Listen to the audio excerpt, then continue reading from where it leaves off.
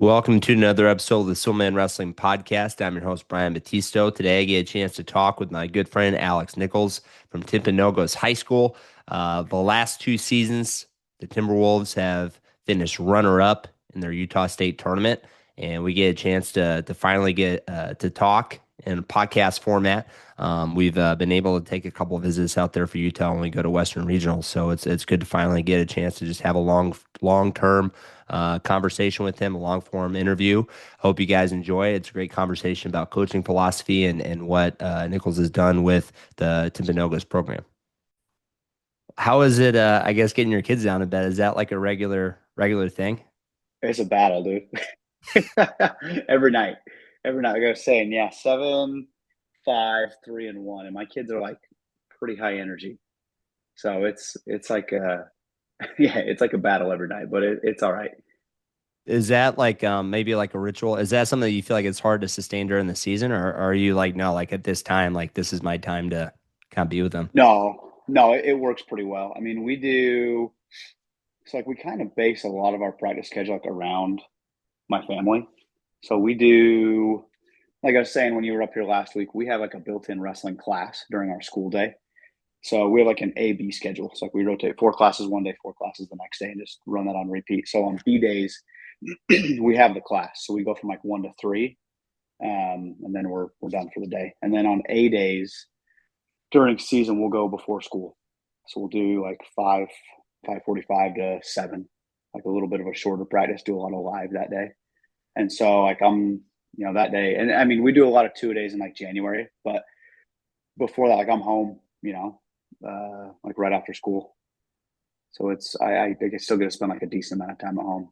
Obviously not like tournament days, like when we're gone Fridays, good tournaments. But no, it's not hard to keep up. That's such a great schedule, though. Like I really wish our district would adopt the block schedule, but I like that you guys have that kind of whatever period you'd call it, your what eighth period or seventh period or whatever. But the fact that you guys get to have a wrestling class and then obviously being able to go in the mornings, I think it just allows kids, I think, maybe have time outside the wrestling room a little bit more. Which I think maybe during the season, I mean they can use that maybe to go get another practice if they wanted, or just get kind of relax and maybe just be a human being for a little bit instead of just always focusing on wrestling.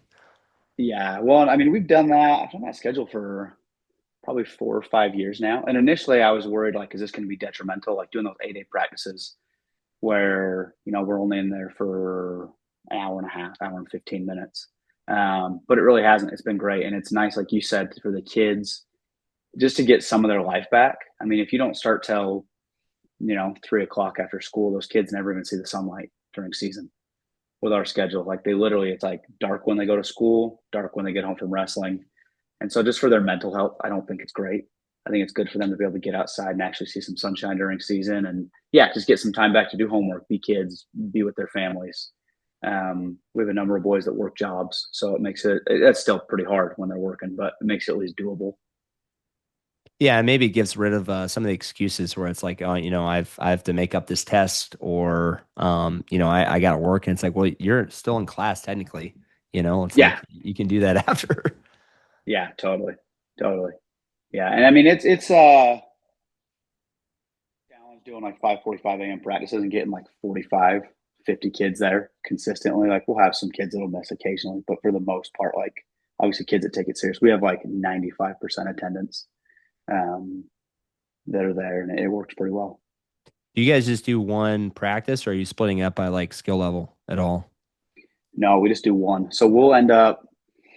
I mean, when we have like newer kids, we'll end up splitting for the first like 2-ish weeks of the season, just to kind of get those kids like a crash course on the most common positions. But after about 2-ish weeks, obviously the skill level is still wide. You got a kid that's a multi-time state champ and a kid that's brand new and they're in the same practice. It's kind of hard. But after probably 2 to 3 weeks, we can, for the most part, at least run it together. Obviously, the newer kids are drinking out of a fire hose, but it works okay. What do you guys do? We so our practice schedule is like so limited by our space. I think I told you about our wrestling room size, and Yeah, it's teeny. thankfully we have a club room space now that makes it a little bit easier. But when I first got to Frontier, and it used to be worse before I got there because we had yeah, to kind of backtrack a little bit. Everything just used to just be out of the Frontier wrestling room, and that's like multiple club practices for the youth. That's a high school varsity practice and then a JV practice. So Oh my God. they'd start at like 5:30 in the morning, and then would sometimes not get out of there till like 9 o'clock. And the Frontier OGs were doing that for quite a few years. And then right before COVID, they actually got another club facility off campus that's about the same size. So all the youth practices got shifted over there. And then, it's just doing the morning lifting, the morning wrestling practice after school, and then JV practice. So getting out there more at like 7:30. But now with our club situation, it's great because it's like we can have like a JV, and our program's grown a lot. So we have normally over 100 kids that start the season. I think Wow. last year was a little bit last. We had like maybe like 110, and then it usually kind of drops off to like 70. Um, just Is kids that that just kind of boys or is that boys and girls? that's boys and girls. Okay. Our girls team, yeah, our girls team is really kind of maybe the third year we've really like committed to try and build a girls program. But yeah, just with the way that our facilities are set up now, it just makes it a little bit easier, I think, to be able to get all those different skill level tiers in, and we have enough coaches now where we can kind of pull that off. Yeah, that's a lot. Do you have So when you guys are splitting like skill level practices, is your head coach like getting to everything, or is it broken up by like head coach is just at the varsity practice, it's a JV coach at the JV practice? Yeah, so it's kind of where we all kind of work together. Where the head coach Carlo Franciotti, who you met last year when we came up, he was coaching his daughter. That's why he didn't come up to that practice. But he's really kind of just focused on the varsity one group as kind of like an overview guy when it comes to like fundraising and like scheduling and stuff like that. And then I kind of like, I don't know. I'd say I'm like more like his right hand man when it comes to all the other stuff like JV practices and like varsity two practices in terms of like trying to figure out schedule and kind of supporting the program that way. But then we kind of tag team everything else, just sort of like Okay. fundraising and things like that. But um, yeah, I mean, we're always like looking for coaches, and it's kind of like one of those things like today. One of our alumni who's coming back, and this last year was his first year coaching with us, and he's kind of taking on, we call it varsity two. It's like the kids that maybe hadn't wrestled with our club that have been wrestling for a few years, but maybe aren't like a beginner level. So Hmm. he's running practice after school. He got sick today, so like stuff like that. It's like one of us kind of have to jump in and cover it, but we're almost always like kind of working with each other and talking to each other. Okay. That's nice. You got just a lot of really committed people. That's great. Yeah, I mean, it's hard. And I think I think back to like right after COVID, I think we had 8 kids like total in our program. So we had to like do a complete rebuild. But Wow. Um, I definitely like, I think having that club network, I think helps a lot in terms of just making sure you have kids coming in the program that kind of already understand like wrestling a little bit and like the culture and the expectations. I think we talked a little bit. I think it was can't remember if it was it's one of your parents, right? That wrestled a little bit and he's running your club right now. Yeah. So he was one of my high school teammates. Okay. His name was Gerhard Buxenic. He wrestled at UVU. He was a Division One guy back when Cody Sanderson was there actually when they like first started UVU's program. But he was great. So he was like top 25 in the country in high school. Yeah, wrestled at UVU, and then he has two boys, so he's been doing a lot of our youth stuff for the last probably 5-ish years, and he's done a great job. He's really really good. He's really skilled. Does a good job with the kids, developing them, and just and yeah, sending them up to us. When you think about like the relationship maybe between like the youth coaches and like the high school coaches, is something that should be like, hey, we got to have a lot of dialogue, or is it something where you're kind of like, maybe a little more hands off and just kind of just letting him do his thing? I mean, we brainstorm a lot. Like we spend a lot of time in the off season talking and brainstorming, and we do like a big combined camp every summer where we take like our advanced junior high kids with the high school team down to southern Utah for a week.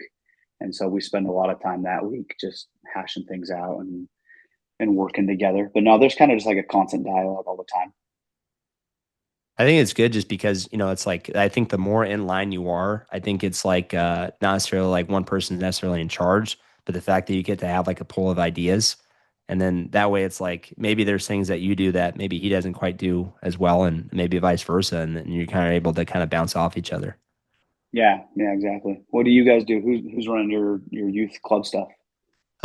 It's pretty in line. So it's like we have all these different like skill like tier practices. And we got a lot of kids in the club right now. But Kirk Moore, who is the Okay. first high school coach at Frontier, he actually started the club, and he stopped coaching high school in 2018 and kind of took a little bit of a break from the sport. And then a few years ago, he came back, and yeah, he does a lot from like just bookkeeping and like well, not bookkeeping, but more like just making sure people are filling out their application forms and helping track down payments. And then Carlo Franciati is actually our club treasurer, so like a lot of the accounting stuff like he does.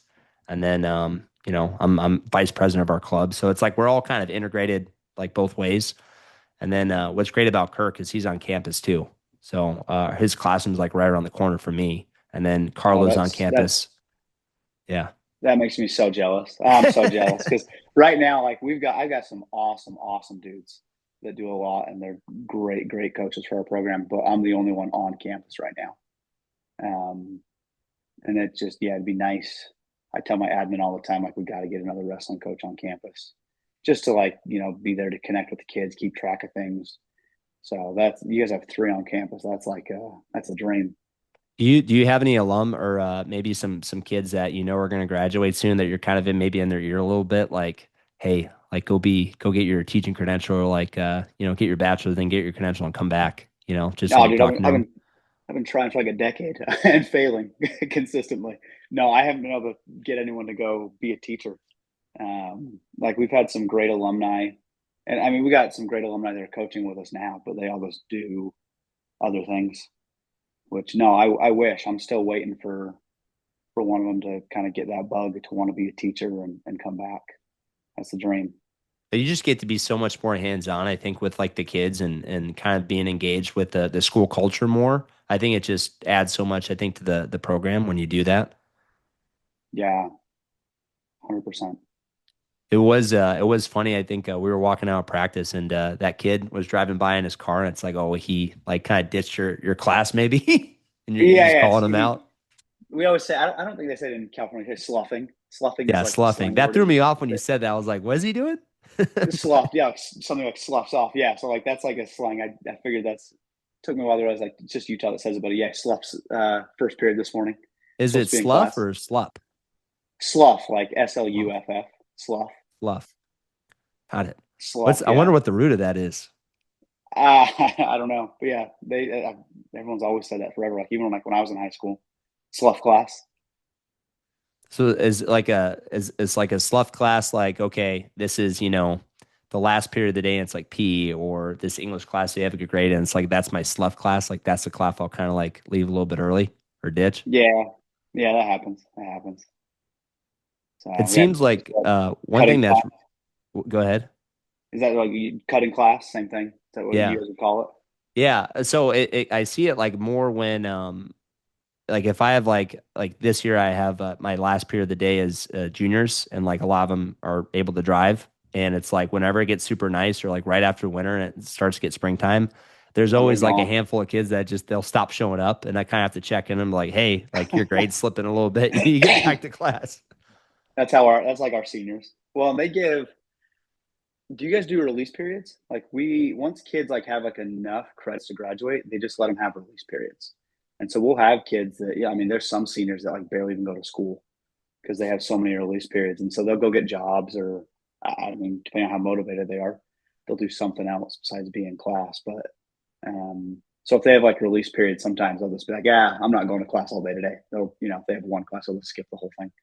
That's yeah, like it was. So when you're a junior, you're allowed to have so we have six, you have to have 6 periods and then one's lunch. So we have 7 periods. You can take one period as like a free period. So you can take it towards the end of the day. And then a lot of kids will also TA. So when they get to be their junior year, like they'll do like a teaching assistant or like Yeah. whatever as like an elective. So I usually have like one or two wrestlers every year that'll be like a TA, and like, which is great because we'll kind of watch film or, um, they can kind of just sleep in class, and I'm okay with that. But yeah, and then their senior year, I think they can get another period off maybe. One thing that some of our kids started doing, which not really sure how I feel about that, is Kern Learn, which is like our district's online school. So it's like it's kind of hard to get into, but some of our wrestlers realized that they could get into Kern Learn, and like instead of taking history in person, you can take Kern Learn asynchronously. So it's all on like our educational platform, Canvas. I don't know if you guys maybe use something Yeah, like we use that or Canvas. Canvas.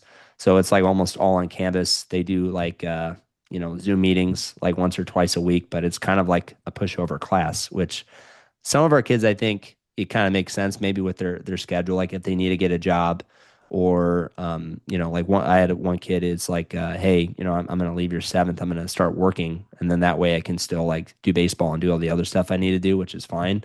But one of our high school kids, one of our seniors, basically just converted into Kern Learn, and he's somebody that kind of needs somebody to be on his case. Otherwise, he kind of goes off the rails a little bit. And, that was a challenge. But do you guys have anything like that, like an online alternative school? No, not really. We have like they call it MTech. We have like a technical college that the kids have access to. Yeah. So that's like off campus, but they'll go do welding or auto or there's like some med tracks over there, like nursing kind of stuff, imaging classes, and so they can go do. They have access to that, but we don't really have an online option. We have the vocational stuff too. I think a lot of that's great because I think with kids it's like, you know, some of them it's like I'm probably not going to go to like the traditional college route, but it would be great to go get like some experience. So yeah, we have stuff like you said, like the nursing, the welding. Right next door is it's called Discovery, but it's like they have like an auto body shop. And then they have like kind of like a cafe. So like I can order food and I can go and it's like it's student made, but I mean there's like adult supervision. Or like if I need to go get, my oil change or car cleaned or something like that, I can go take it across the Oh, street. no way. Yeah, That's it's awesome. it's That's pretty way cool. cool. I'm kind of like I've done the cafe a few times. I'm kind of iffy on doing the car thing. I know there's adults in there, but it's like at the same time, it's like I don't know. One of my buddies does it and he swears by it, but I'm not sure if I'm comfortable with that yet. And what is your student body population at Frontier? That's a good question. I think we're down. Uh, I think I don't want to say the wrong number. I'm not great with number. I want to say like maybe 1,200.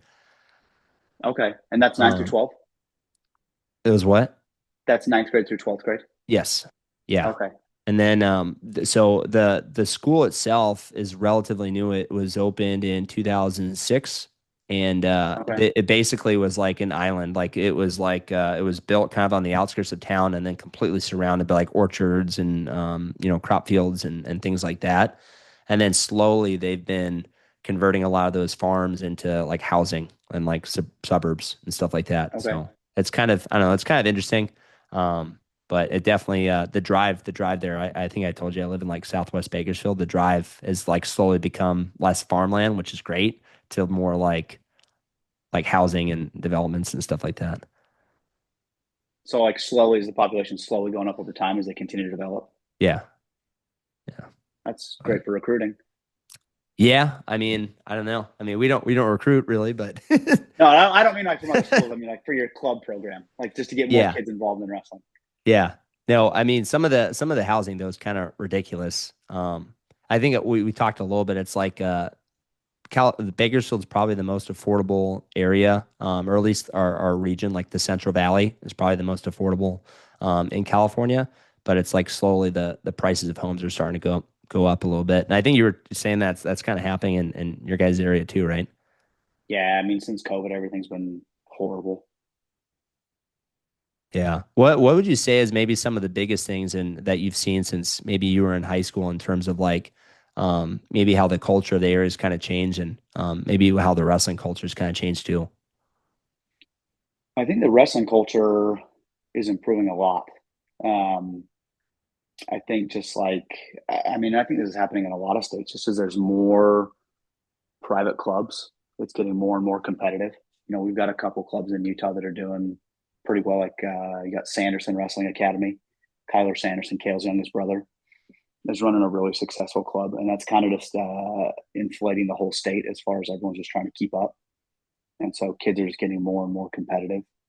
And I think UVU continues to improve. And, those guys, a lot of them hang around, and they just help elevate programs. So like it's getting, I think, significantly better than like when I graduated in 2009, and I look back at like the skill level like I had or kids that were comparable, and I feel like it's just way higher now than it was back then. I mean, just access to film, access to high level clinicians, access to high level club coaches.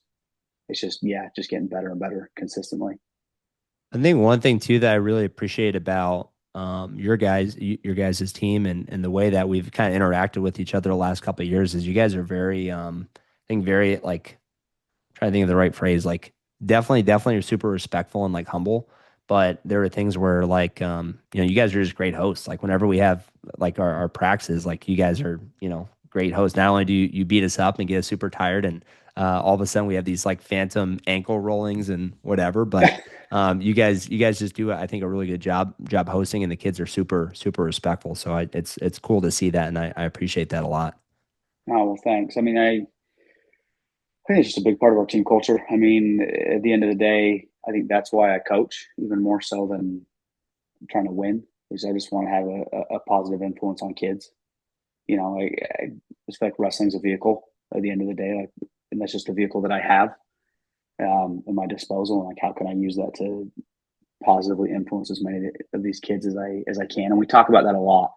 We spend probably at the end of every practice, we sit down and have some kind of conversation about character, who we are as people, how we can improve, what we need to do, just consistency, discipline, just being a good human. And we try and really hammer that home to the kids. Like, we're not really here to win. Like that's a byproduct. We talk a lot about, and I believe this thoroughly, is that the better these kids just become as humans, the wrestling will take care of itself. If you can develop all these other characteristics, then you're naturally just going to become a good wrestler if you're a good human being. And so, that I'm glad to hear you say that, because that's really the whole goal of the program at the end of the day. Just try and pump out as many awesome humans as we can. And the human element too, it's like I like what you said. It's like the better humans like we can have on our team. It's like that's going to lead to the better performances, and that's really kind of just like a process driven mentality. What are some things like maybe culturally or things maybe that the way that you interact with the kids and like the parents and stuff, like how do you, is that something that you feel like the kids are maybe coming into the program already with that kind of mentality, or is it something that like you've kind of slowly kind of helped shape with some of the other coaches and maybe some of the leaders that are on the team? No, it's something we definitely had to foster, and it's actually pretty counterculture to like the way that I am naturally. So we actually brought in. It's one of my best friends growing up. We have a sports psychologist on our staff. His name's Nate Porter, and he's been with us for 5 years, I want to say. And it's like completely revolutionized the way we talk with the kids, the way we engage with the kids, just the way we really go about things. Not that like character wasn't a focus before, but like my natural inclination, like as an athlete and like growing up, was like state championships, titles. Like that's all we talk about, was like the outcome. And when Nate came in and started working with, he really just like flipped that upside down. Like we never talk about winning. We don't really ever talk about outcomes. Like we'll talk about like winning positions, right? Or like winning goes, or like how to win positions. But like as far as like an outcome in a match, like that's never really talked about.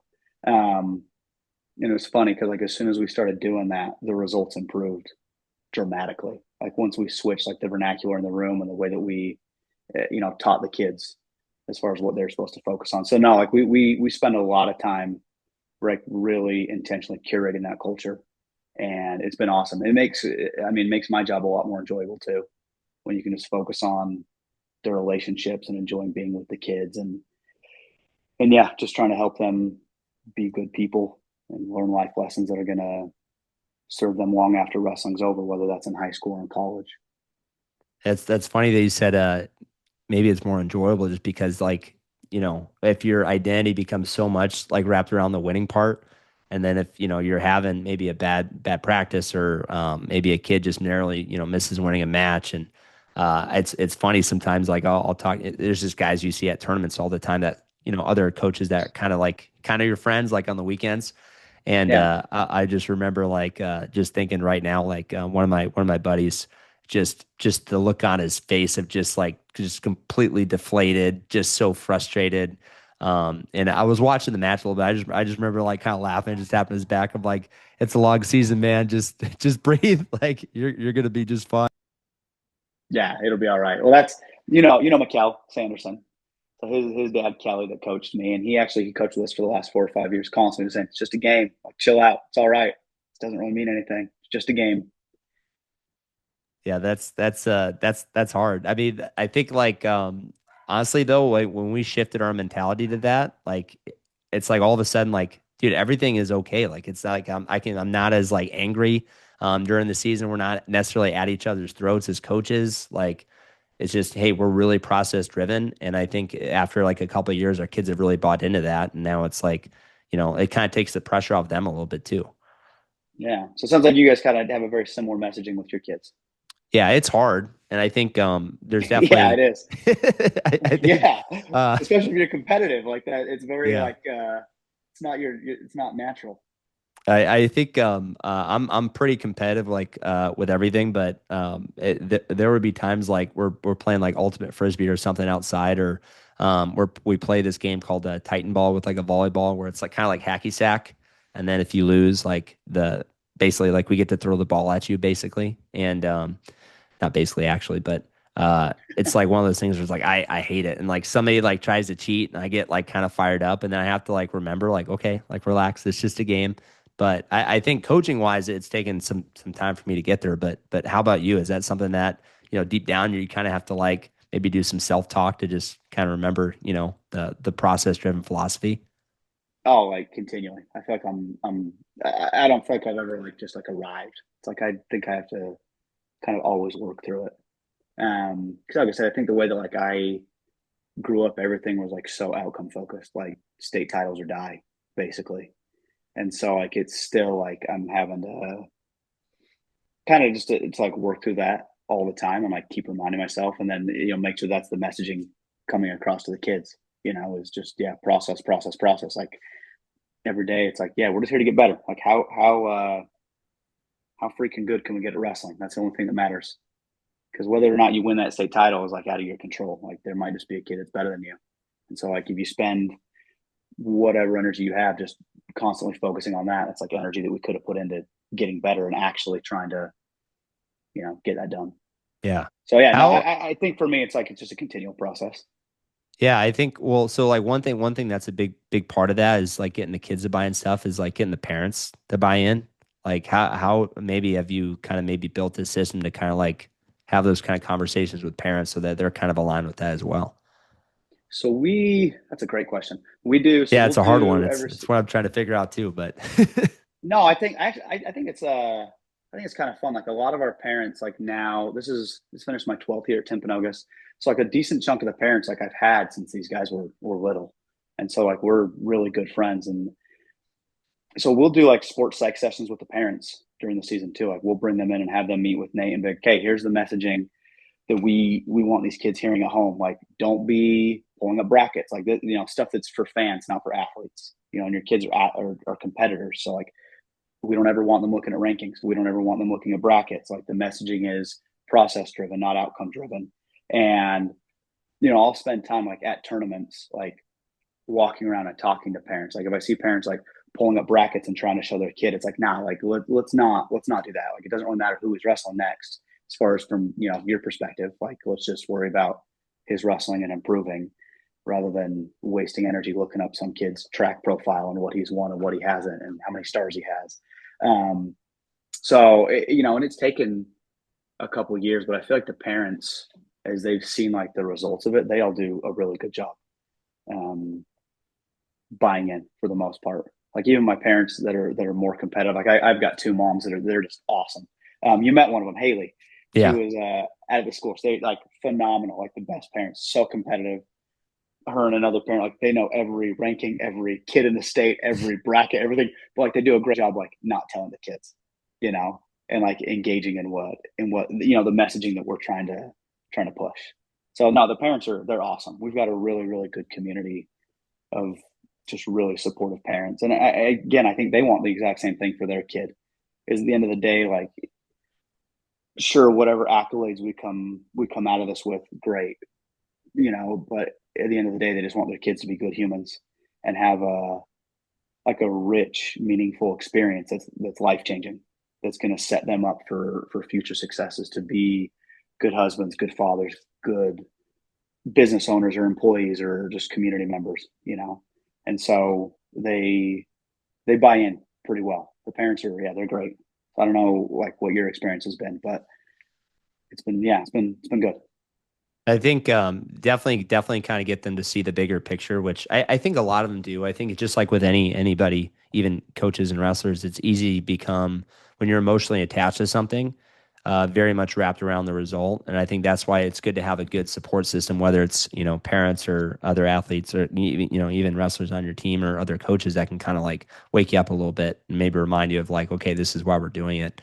I think with like the tangible skill part where you were maybe kind of alluding to is like, learning how to deal with challenges and like learning how to like understand something that's hard. How to treat people maybe when you're cutting weight and not feeling good, how to wake up in the morning when days are getting kind of long. Like all that stuff is going to help them be good human beings, and good adults and stuff. And I think that's like when the parents see that, I think they're more willing to buy into the other stuff. And it goes back to where relationships can kind of be toxic if they get so focused on the winning and the losing. And I think we've been around wrestling for a long time. I think we've probably seen some of that. But I think it Yeah. definitely helps when your team's winning and they're winning the right way. Like we had a kid a couple of years ago named Brock Rios who ended up going to Chattanooga to wrestle.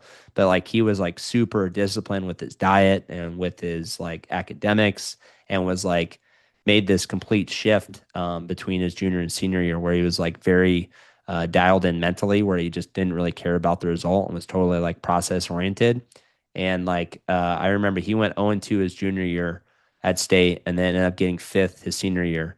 And it was like Wow. such a big jump. Yeah. I mean, he went 2-2 his sophomore year. So it was like this junior, it's like, man, he could be, in the conversation for getting the medal this year and then went 0-2. And it was like one of those things where I didn't know what to say to him like after and like it kind of led to some great conversations between like me and him and like his parents. And they, how kind of made me a better coach. But he's one of those kids where now it's like we can kind of point to him and be like, hey, like, this is kind of how you figure it out. Like you gotta be like Brock, like just be totally dialed in across the board and be process oriented. It's gonna help.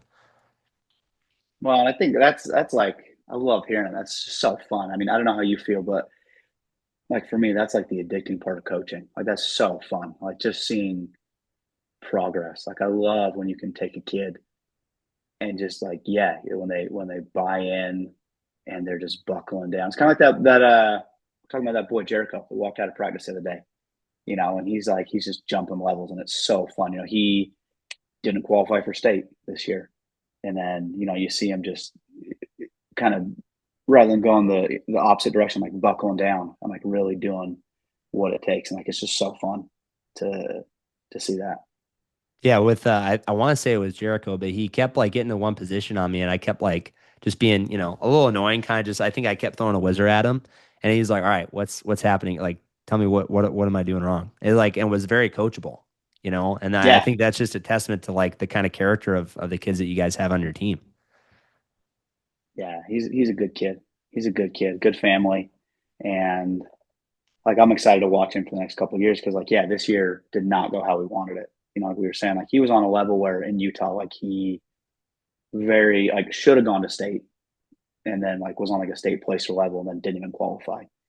Um, which was like hugely disappointing for him. But yeah, like he'll definitely be in the conversation the next couple of years. I think just because he's just a worker. He just puts his head down and just goes back at it and just wants it really bad and is just doing all the right things, doing it the right way. Yeah, I think that's that again, that's like one of the things you were just saying. It's like it gets you fired up when you see kids that are getting after it and that, have earned it. Like they're putting in the time and now they have opportunities to go get it. Yeah. I just keep telling them, like, once you get that 4.0, then you'll be there. Like, get that 4.0 GPA, everything else will take care of itself. So just got to keep helping him. He's a good kid, though. How when you think about like how close you guys are to Utah Valley, how often are you guys maybe bringing a team down to go check out campus or check out dual meets or doing camps and things like that? And do you feel like that has a big impact on the community? You know what? Adam Hall has been the man. He has done such a good job with community outreach. Um, so yeah, there's been like quite a bit like as far as like interactions with like their team and our team. Um, we'll have a number of their guys that will come to like privates with some of our kids like during the off season, which is great. So like building relationships that way has been really, really valuable. Like they'll come in and work with some of our better kids. Like I've got a kid right now that Ben, he was there the other day. He just like mollywops everyone on our team around his size. He's really, really good. And so he's been able to tap into some of the college guys, the Division I guys that he can go and do privates with, and that's been great. Um, I think that's been like the most beneficial thing is just like networking with their guys.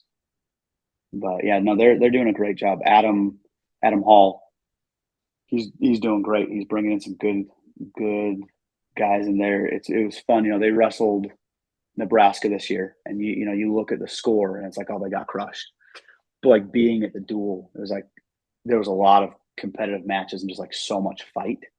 And I'm sure you've seen that with your kids. Like I feel like once I can see a kid like start to fight through positions, then it's like, okay, that kid's gonna get good, even if he's not like getting the outcomes he wants right now, um, or like really having a ton of success. Like that fight is there, and it was fun to see. Like that's how UVU was against Nebraska. Like so much fight. Like they had a kid who was a freshman that went out against Antrell Taylor, and like boom, in on the first shot. Ended up getting beat, right? But just that like he was willing to go out and like stick it to him. Returning national champ. It was like, yeah, they're cooking. They're gonna continue to get better, and it's fun. It's exciting for our community. Yeah, I think with Adam, one of the things we actually had him on the podcast, but he's like super organized and like all this stuff with Yeah, community outreach and fundraising, lifting philosophy and academics, like everything you could think about coaching. Like he's had it like literally all listed out. Like this is exactly what we're going to do, and it's really kind of refreshing. And a lot of that stuff, like conceptually of having a vision for a program, it's like something that you can kind of like put on a shelf and like take it off and like show it to like this is what we do. It is kind of cool to see somebody like say they're going to do something and then kind of basically executing it. Um, but I've seen some clips of the duels. The duels seem like they're so much fun. Like the production value that goes into it, especially when they get like a big team like Nebraska or Oklahoma State, I think came out last year and that was a big event. yeah, It just seems like it's a yeah, lot of fun. yeah. No, they're doing great, and he just like, yeah, Adam is. He's just like, yeah, he's an impressive human. Like you meet him, and he just like commands respect. He's organized. It was fun. He let me come in and watch practice this year, and just seeing like just his interactions and how good he is with the guys. And yeah, you nailed it. Just like efficient and organized. He's like, okay, we're doing 1 hour today, and we're doing X, Y, Z. We're going to get done at exactly this time. And he says we're starting at 9 o'clock, and like boom, on the dot, 9 o'clock, like they're rolling. So yeah, he's great. He's awesome. Are there things that maybe that you do as like a coach that you've maybe borrowed or stealed maybe or stolen maybe that maybe has kind of added a lot to what you do as a coach? That's a good question. Um, yeah, I mean, I've had some really good mentors. Um, they've given me some stuff. I think most of it though has been a lot of trial and error. Um, but I mean, a good one that I think of is we actually had a coach. His name was Caleb Long. He wrestled for Iowa State. He's from Nebraska. Went out and wrestled at Iowa State, and just kind of randomly ended up in Utah. Just kind of looking for a change of pace. Ended up out here for a couple of years, and one of our assistant coaches met him at a gas station. Saw him wearing an Iowa State jacket, Iowa State wrestling. I was like, "Hey, you want to come coach with us?" He's like, "Sure." Um, and so getting him in the room for a couple of years, he was phenomenal. Younger guy, he was like 24 when he came in. but just like phenomenal. Came from a really, really good high school program. I think he was at Iowa State for 2 years um, before he ended up just kind of changing plans. Um, but had really, really good stuff. His dad was a coach. His grandpa was a coach. Um, and he introduced a lot of stuff that was like really, really great. And so, I've got this 24-year-old that's teaching me. I'm 10 years older than he is, and he's teaching on me a ton of stuff, which was great. And then Kelly Sanderson, Mikkel's dad, like we talked about, he was my high school coach, and then he's just been a wonderful mentor for me ever since I started, because I got hired at Timpanogos when I was 22. Like I was still in my undergrad. I had 3 more years at BYU when I got hired, and I thought I knew what I was doing. I was stupid. As I look back, I had no clue what I was doing. Um, but he's been such a good resource, constantly giving me feedback. And it's funny, I always laugh. Like there's been so many things that he's told me, and it's like, no, I know better than that. Like I don't think that's a good idea. And he's been right, like every single time. He talked about like the arrogance of youth, and it's like, yeah, he's got more experience than I have years being involved in wrestling, like doubled. And so he's just been a great resource to help me kind of hone things and get better. And I think that I still have a ton to learn. I feel like every year I look back and it's like, man, I wish I knew this last year. And I hope that continues. That I can, just keep trying to pick brains and learn and get better. I think there's a long way to go. Obviously, we're not there yet. So You're still having fun though. You're still enjoying uh, it. Yeah. I think I love it more now than I did when I started. Like every year I just get more fired up. I love it. I'm just addicted to coaching. Yeah, it's like the best drug in the world. I love it. Yeah, you can tell, man. Like, again, like I've only really interacted with in person twice, but just kind of being around you and just kind of observing, it just seems like you just have just this good personality. And I think everything, even like the music, there was a point where I think I noticed it last year too, but I'm trying to think the name. I don't know the rapper. It might have been like Tyga maybe or something, but it's like running with the wolves, and I think I was wrestling with I can't. It might have been Grant maybe. But I was like, Grant's your heavyweight, right? Oh, Gavin. Yeah, Gavin. Gavin. Yeah. And I was like, this is definitely your guys' walkout song, huh? And he goes, yeah, Oh, yeah, yeah. yeah. And I was like, Wolves by Post Malone. Yeah. Post Malone, yeah, Yeah. like that's cool, like that's fun, it's Yeah. fun hearing that, and observing that. Yeah. No, we try to have fun. I mean, I think the more fun we can make it for the kids, the better. And thanks. I appreciate that. We try hard to make it fun. I mean, this season I went on a big disco kick for like all of January for some reason. We played a ton of disco. We had like a lot of like 70s and 80s disco going. Um, just kind of trying to keep it light. You said earlier, like, season's long. It's a grind, especially Yeah. like when we end up doing 2 days for pretty much all of January, and it gets hard. Like it's tough on the kids mentally, physically, and so just anything we can do, just to keep it a little bit lighter, have it be fun. Yeah, something upbeat. I think man, was I think one year, and this maybe isn't necessarily upbeat, but like I heard that Penn State would like play obnoxious music in the room just to I try remember to hearing that. Yeah, throw people off. So I'm like, all right, I'm gonna find like SpongeBob trap music, and like the Barbie song, and like Baby Shark, and I had like a playlist, and I was just trying to just like blast it, and like the kids, again, like we were playing regular music, and then it came to live, and I just started blasting it, and kind of just the kids were getting all this. I'm like, hey, you need to focus on wrestling. Like you can't control all the other stuff that's going on. But do you guys normally play music in the room? yeah, we do quite a bit, especially like because we're sparring or we hit live.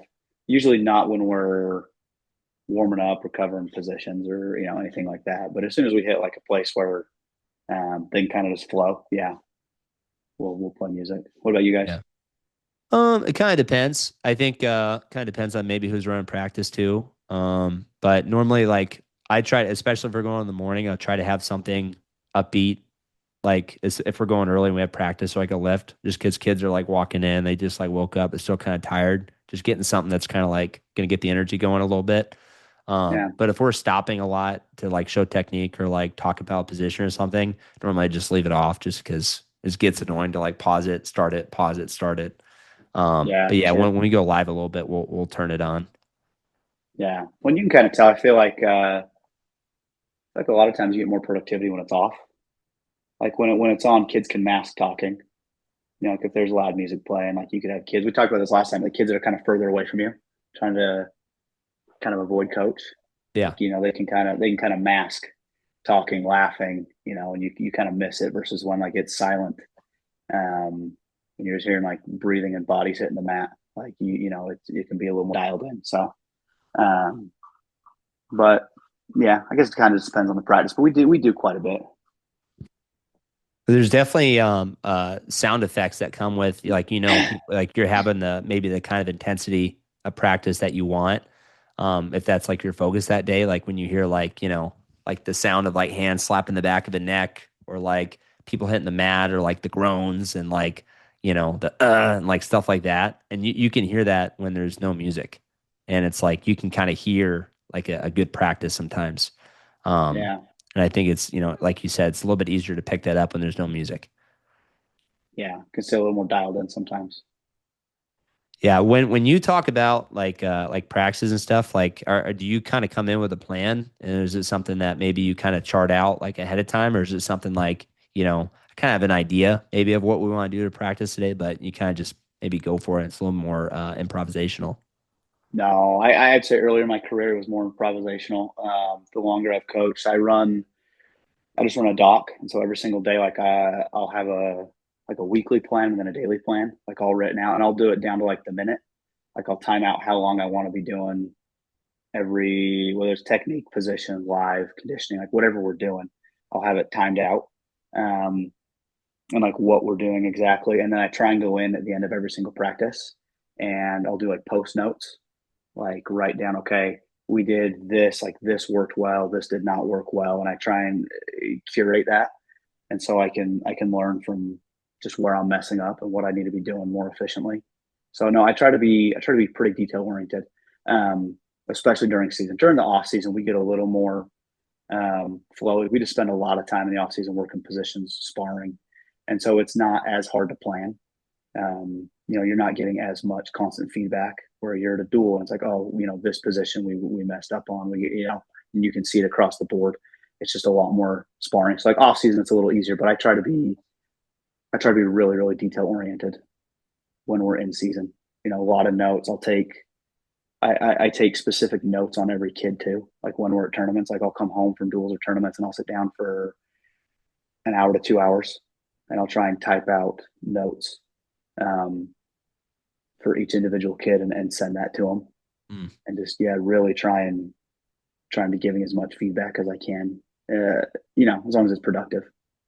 That time I think of reflection after a practice, I think is cool, and I think it's good that you record it because it's something that maybe like, okay, this time next year, okay, like this is maybe the mood of the kids, or this is maybe something that we're going to revisit, and maybe these are some of the challenges that you had. One thing that we did a little bit is like we kind of noticed around the same time every year over the past few years, like kids were getting sick. And it's like, all right, we really need to make sure we open the doors up a little bit, even though maybe it's a little bit cold, and try to get some more time outside and just making sure that they're going to bed, just reminding them of all those other things around that time period. Because we took notes and we're like, yeah, kids get sick around this time of year. We need to start like getting ahead of it so they're less likely to get sick. But I think just tracking all that stuff, I think it definitely helps. I think in terms of learning and getting better and improving. Oh yeah, big time. When I feel like kind of like what you were saying, I noticed like one thing that's really helped a lot is like our peaking process Mm. as we're heading into we call it divisionals. I know you guys have like a whole bunch of qualifying tournaments, right? You've got your masters and CIF and um, we have just one qualifying tournament. We have a divisional. So like they break state in half. So you've got half the teams in your division that you're competing against to qualify for state, and then we have state 2 weeks later. And so just taking notes really helped me. I feel like we've got it like pretty dialed in. I'm sure there's still plenty of ways we can improve, but like we've got it pretty dialed in over the last like 3-ish years on like exactly what we need to be doing to make sure that the kids are peaked for divisionals and then kind of repeaked again pretty quickly for state. And yeah, I think notes has been just invaluable. Like being able to look back like, okay, 4 years ago, I messed up pretty bad. Like what did I do wrong versus the last 3 years? Like looking at those notes, and I can like see every single practice by the day and by the minute, like what we did has been, yeah, super, super helpful. That's interesting. So, do you guys have a league qualifier to get to the divisionals, or is just you just put your team in divisionals and that's it? No, so we'll do like a region schedule. We have a region where there's, what do we have, 7 teams right now in our region that we'll do duels against throughout the season. Like Nice. those are programmed in through December and January, but it doesn't really mean much. Like you can win a region duel title.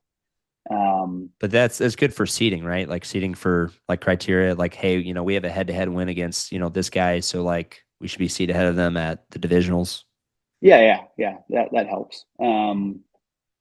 But then yeah, when you go to divisionals, it's Utah's weird in that we can send 2 guys to state. So, you go to divisionals, it's a 32-man bracket, top 8 qualify, and every team gets to send two. So usually there's like 16 teams in a division or close to that. Um, and so, yeah, if you've got 2 guys, you send them. So you could have guys like this year, we had like our 190s were first and second in division. Like they wrestled each other in the divisional final. And then this actually was the first year that we only scored one at state. Like every year previous, you send a JV guy to state, he can score. So like the team that wins the state championship is essentially the team that just has the best JV. If you can double up, if you can get your varsity guy to place and you can get your JV to place or be close, you're racking up a huge amount of points. That's nuts.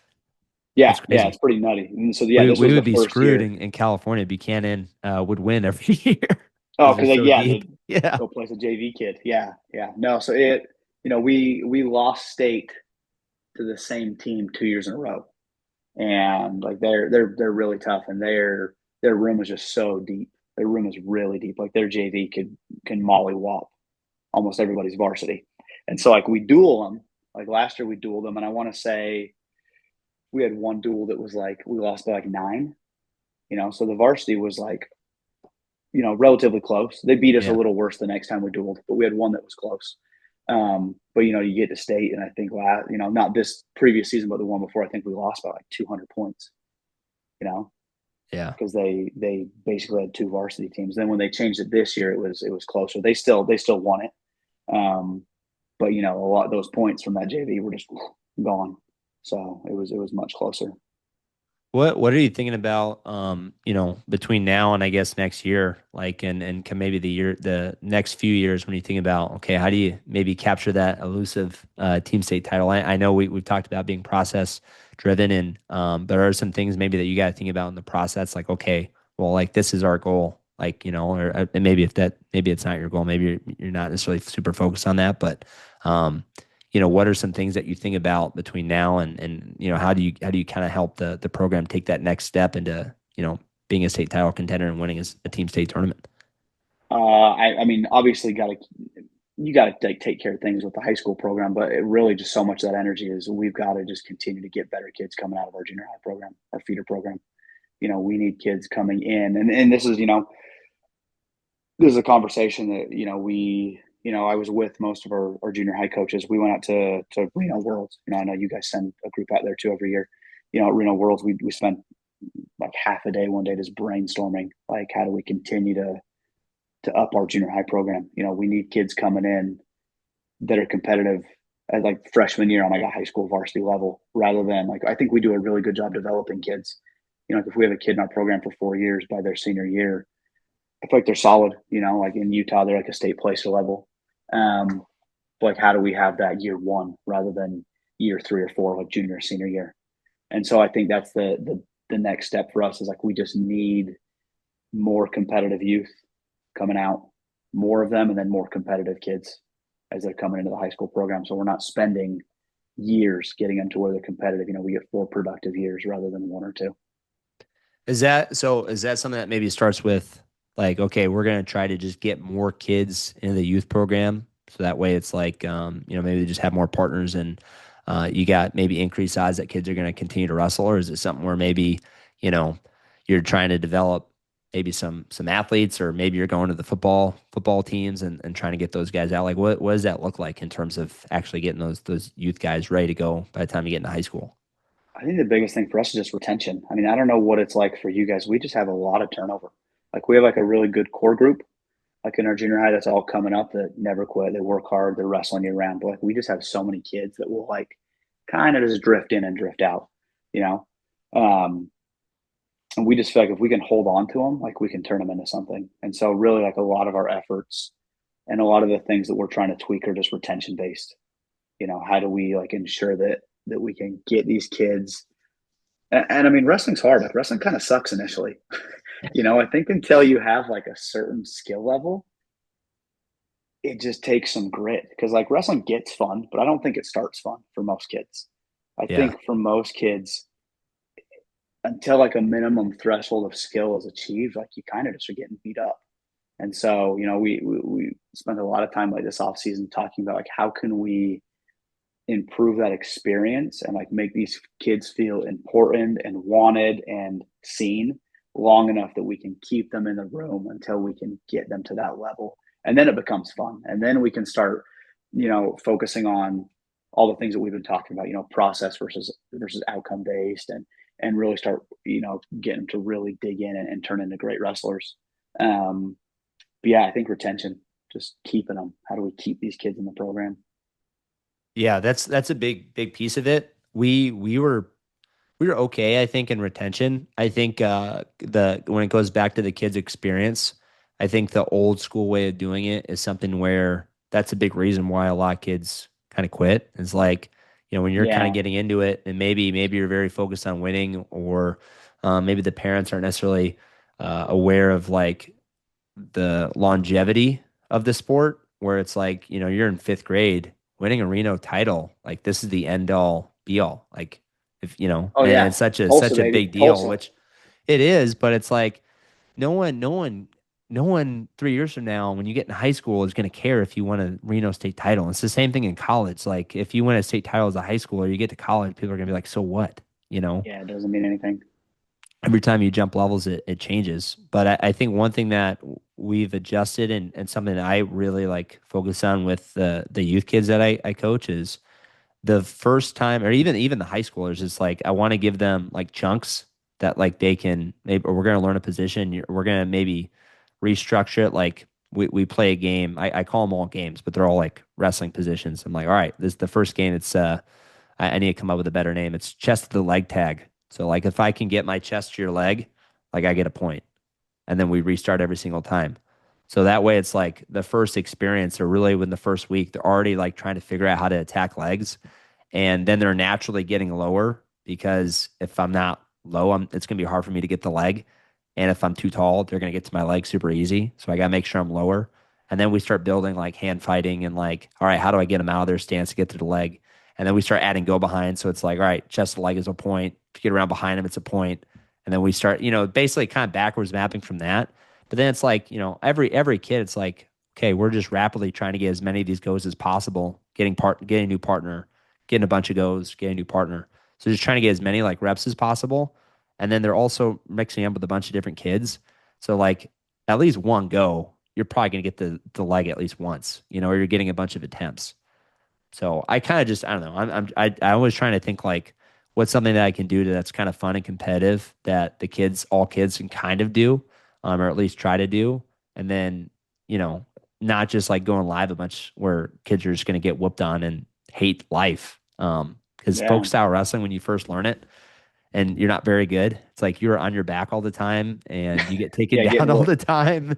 And like you're trying to do the move and the coach is yelling at you and you just get all angry. And it's like, why am I doing this? This sucks. Well, and I think that's great. I mean, I was going to ask, like, you're saying, like, you guys feel like you do pretty well with retention. It sounds like that's like a part of it. Like, what things do you feel like you're doing that are helping keep those kids there, and like you have such good retention rate? I think selling them on the long term vision. It's like, okay, why are we doing this? We're doing this to have fun. We're doing this to have a good experience. Which the second thing I think not a lot of young kids really get. I think the fun part is important. I think just trying to time competitions and not necessarily pushing it early. like one of like Carl Francione, one of the guys that is the head coach at Frontier, but like his kids are in it, and it's like the first year his daughter was doing it.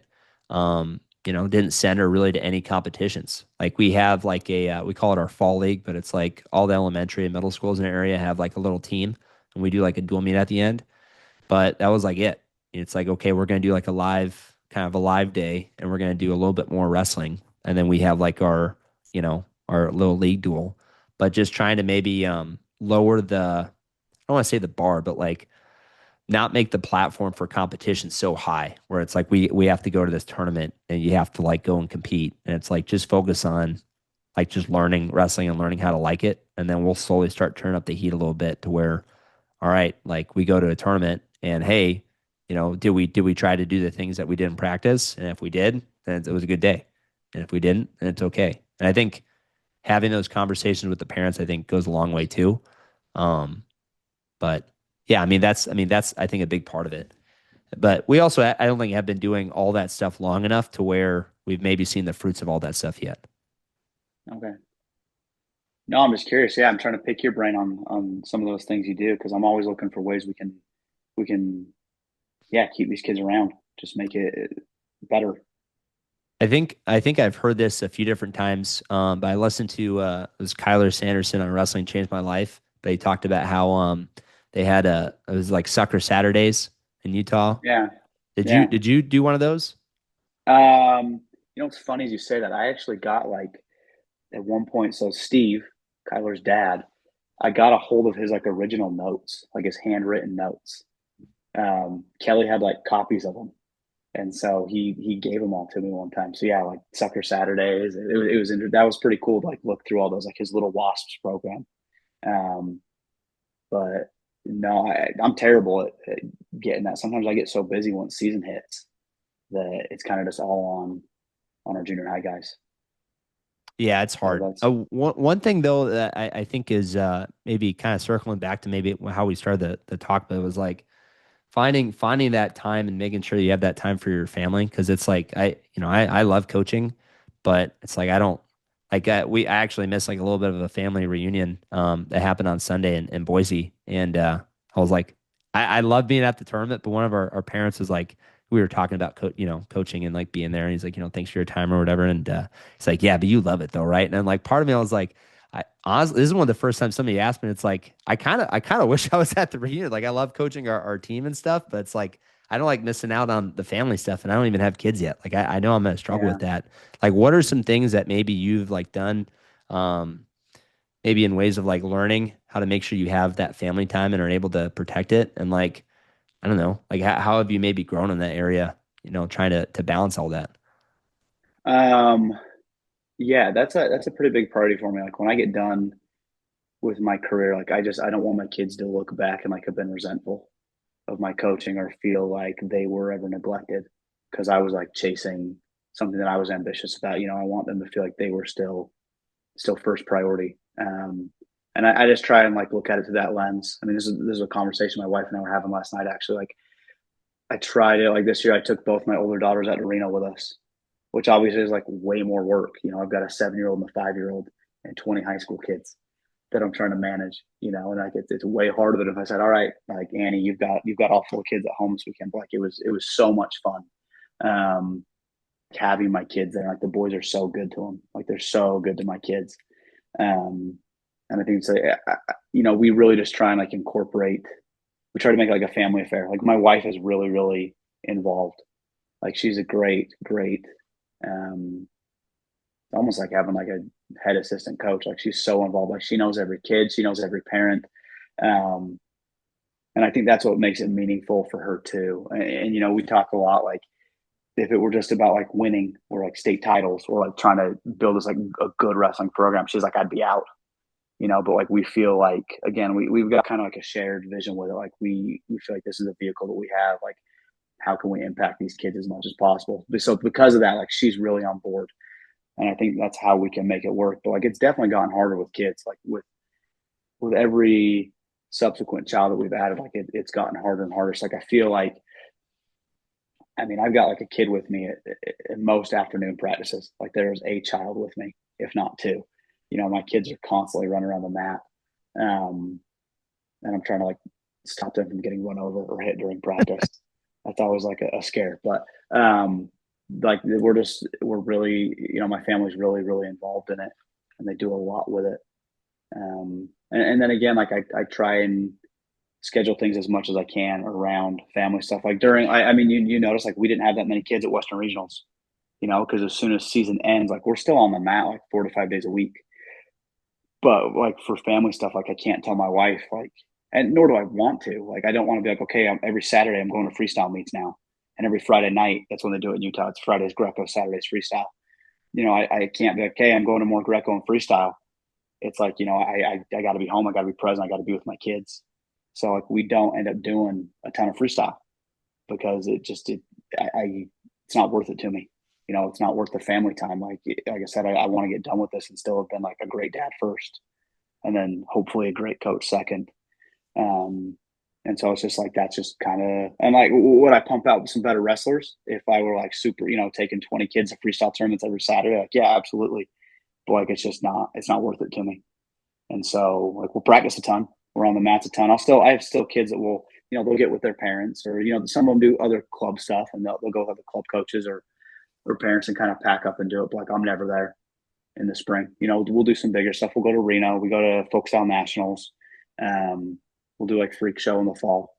But for me, like for the most part, like it's just training because like I've got to be home. I got to be present and raise my kids.